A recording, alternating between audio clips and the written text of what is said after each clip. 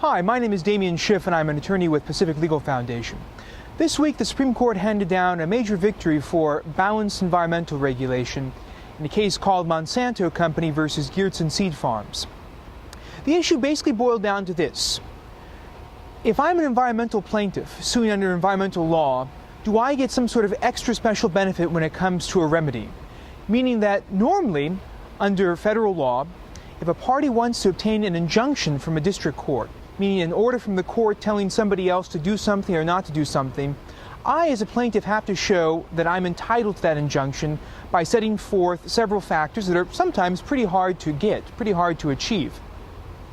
The Ninth Circuit and a district court in San Francisco had said, well, we should adopt a more relaxed approach to when you can get an injunction if we're dealing with an environmental plaintiff suing under environmental law. That sort of unfair treatment is flat out wrong.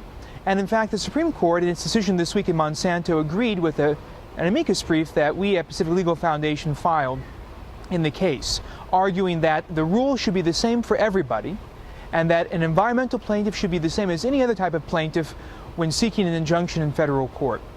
What this case really means, though, is that the nationwide injunction that was at issue in the case that forbade the use of a certain form of alfalfa across the entire United States is no longer in effect, and instead the federal agencies and the private companies that use this alfalfa to feed livestock throughout the nation can now use some form of the alfalfa without excessive governmental regulation and without the federal courts getting in the way.